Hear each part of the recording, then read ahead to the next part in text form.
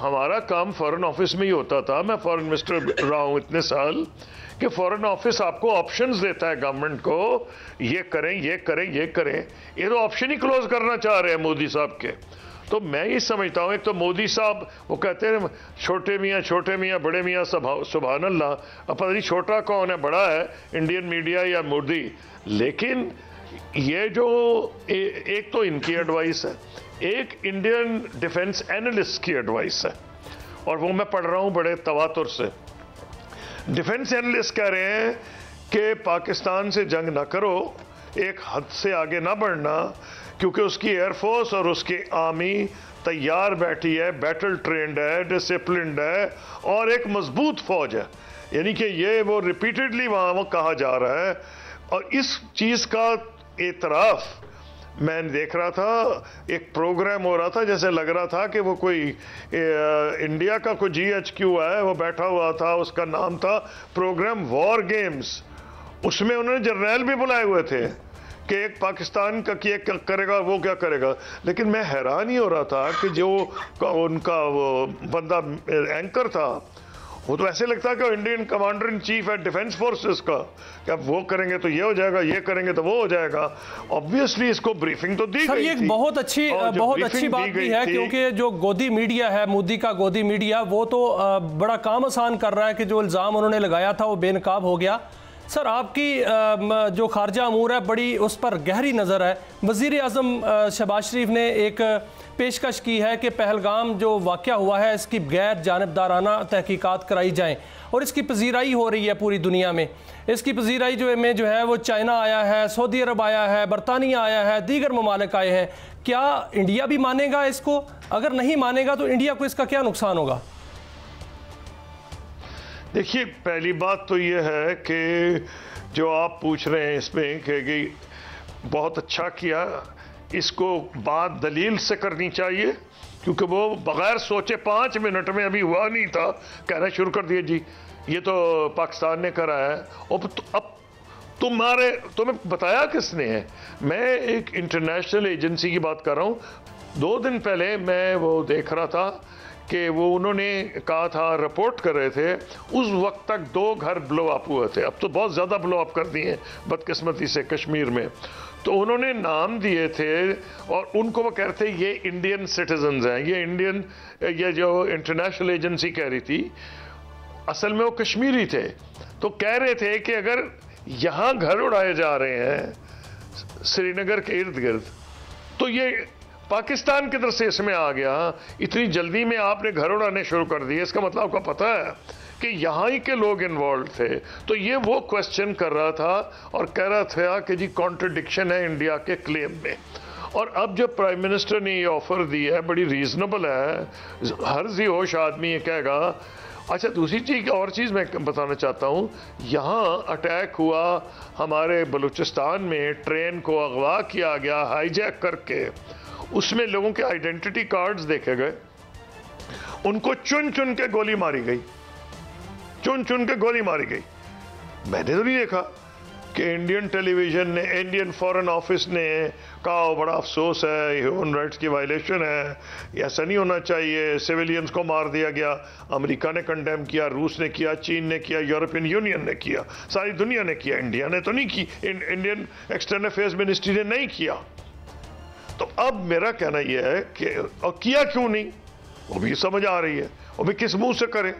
उनका तो अपना प्राइम मिनिस्टर लाल किले पे खड़े होकर कह रहे हैं हम बलूचिस्तान में तो सबक सिखाएंगे, दोवल कह रहा है तुम्हें बलूचिस्तान में सबक सिखाएंगे। उनका जो डिफेंस मिनिस्टर है राजनाथ सिंह कहता तुम्हारे घर में घुस के तुम्हें मारेंगे। और फिर बड़ी बेशर्मी और ढिठाई से लीक आउट किया, इस बंदे को हमने कश्मीर में मारा है, इस बंदे को हमें गुजरांवाले के करीब मारा है, यानी कि बड़ा उनका ही है। फिर उन्होंने और तो और अमेरिका में और कनाडा बंदे मारने शुरू कर दिए। तो मैं ये आपको कहने की कोशिश कर रहा हूँ कि वो आपे से बाहर हैं और उनको ये समझ नहीं कि वो यूनाइटेड स्टेट्स ऑफ अमेरिका नहीं है, पाकिस्तान से बड़ा मुल्क है अनडाउटेडली। इकॉनमी बदनसीबी से हम बड़े, मैं उसकी तरफ आऊँगा बाद में, हमारी क्या कमज़ोरी है, उनकी इकॉनमी इससे 10 गुनी बढ़ी है। लेकिन जहाँ तक डिफेंस प्रिपेयर्डनेस का ताल्लुक है, वो अल्हम्दुलिल्लाह पाकिस्तान की फ़ौज, एयरफोर्स और नेवी ने भी बड़ी इम्प्रूवमेंट की है। ये नहीं है कि जी वो कोई इस मामले में पाकिस्तान से बहुत आगे हैं। तो जब बलूचिस्तान में जब वो ये खुद कह जा रहे थे तो किस मुंह से उनका एक्सटर्नल अफेयर्स मिनिस्ट्री कहती कि जी अफसोस है सिविलियंस को मार दिया गया। और भाई आपकी तो पॉलिसी ये थी, हमारी तो ये नहीं पॉलिसी कि सिविलियंस को मारो जाके। और इसीलिए फॉरेन ऑफिस को कोई हेजिटेशन नहीं हुई, उसने किसी से पूछा भी नहीं और उसने कंडेम कर दिया। अच्छा कसूरी साहब, एक और मैं एंगल से माफी चाहता हूँ, इंटरजेक्शन कर रहा हूँ। आपने बड़ा सटली एक बड़ी अहम हकीकत की तरफ इशारा किया कि ये, लेकिन अब मैं अगर इसको ज्यादा एक्सेंचुएट करके बात करूँ, एम्फेसाइज करूँ कि मोदी साहब के पास ये जो इलेक्शन, इसमें उन्हें बड़ी हजीमत हुई। वो तो इस वक्त बड़े डेमी गॉड बने हुए थे और सुना है नफसियाती तौर पे झटका भी लगा, डिप्रेशन में चले गए जो पिछले रिजल्ट आया। एंड मुबैना तौर पर सुप्रीम कोर्ट और उनका भी जो था इलेक्शन कमीशन, उसने भी सुना उनकी मदद फरमाई। अब इस बात को यानी मोदी साहब ने यही बेचा, धर्म बेचा, और जो राइट जो दूसरी पार्टियां थी, लिबरल पार्टियां थी, उन्होंने कोई प्रोग्रेसिव प्रोग्राम नहीं दिया। तो डू यू थिंक कि अमेरिकन रूलिंग क्लास या जो अदानी अंबानी इसको बैंक रोल करते हैं, they would allow him to go into that mode where even both the countries could be destroyed? You know, हमारे पास तो न्यूक्स ही हैं, हम तो यही खिदमत कर सकते हैं उनकी। तो will they invite this danger, do you think, जो अमेरिकन जो इंडियन रूलिंग क्लास है? नहीं, इस पे मैं आपको बताता हूँ कि एक और मैंने जो का इशारा किया था, सेन वॉइसेस जो हैं वो डिफेंस एनालिस्ट की हैं।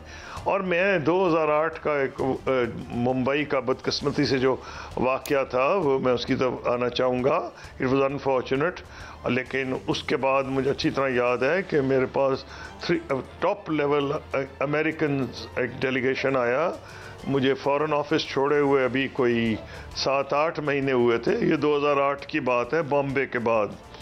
उसमें प्रेसिडेंट सेनेटर मैकेन थे, जो उससे पहले शायद ओबामा एक पता नहीं किसके खिलाफ वो प्रेसिडेंशियल कैंडिडेट रह चुके थे। और दूसरे सेनेटर लिंडसे ग्रेहम थे, वो भी अभी भी अमेरिकन सेनेटर हैं और प्रेसिडेंट ट्रंप के सपोर्टर हैं। तीसरे हॉलब्रुक साहब आए थे, जो उस वक्त डेमोक्रेटिक एडमिनिस्ट्रेशन का मेंबर थे। उन्होंने कहा आप दिल्ली से आ रहे हैं, बड़ा इश्तियाल है वहाँ और वहाँ जंग की बातें हो रही हैं। तो मैंने उनको मुबारक दी कि आप जंग रुकवाने की कोशिश कर रहे हैं, बड़ी अच्छी बात है। कहने लगे हम आपसे राय लेना चाहते हैं। मैंने कहा क्या? कहने लगे कि आपने अमन के लिए भी काम किया, इंडिया पाकिस्तान, फिर आप भी रिसेंटली फॉरेन मिनिस्टर भी थे और आप सिविलियन भी हैं। तो मैं आपसे, उन्होंने मुझसे पूछा कि एज ए सिविलियन हम आपसे पूछ रहे हैं कि अगर, मैं हैरान हो गया उनका सवाल पूछ के, कि अगर इंडियन एयरफोर्स आके उनका अगर मुरीदके पे हमला कर दे तो शायद जंग रुक जाएगी। तो मैंने कहा जनाब जंग रुकवाने आए हैं, जंग करवाने आए हैं? तो मैंने कहा आप मुझसे सिविलियन के तौर पे पूछ रहे हैं, तो सिविलियंस का बेइंतहा प्रेशर होगा ऑन पाकिस्तान आर्म्ड फोर्सेस के वो रिस्पॉन्ड करें और इमीडिएट रिस्पॉन्ड करें। तो बाद में अल्हम्दुलिल्लाह जंग तो नहीं हुई। तो मुझे पता चला कि इंडियन डिफेंस फोर्सेस के जो चीफ्स थे, उन्होंने इंडियन गवर्नमेंट को एडवाइस किया कि जंग ना छेड़ें, Pakistan army air force fully prepared है, ये जंग आसान नहीं होगी। तो उन्होंने, क्योंकि एक मुदब्बर वज़ीर आज़म थे मनमोहन सिंह साहब, उन्होंने जंग नहीं की। अब ये बात कर रहा हूँ 2018 की, आज है 2025। 17 साल में पाकिस्तान की एयरफोर्स और उसकी और आर्मी नेवी की जो सलाहियत है पहले के मुकाबले बहुत बढ़ गई है। मुमकिन तौर पर हिंदुस्तान में भी बड़ी होगी, ये तो नहीं मैं कह रहा कि वो हाथ पे हाथ रख के बैठे हुए हैं। तो 2019 तो नहीं भूले होंगे जब उनके एयरफोर्स के उन्होंने हमले किए थे, नतीजतन अपने 3 जहाज़ गंवाए थे, 2 तो मारे गए थे, एक उन्होंने खुद ही गिरा लिया था।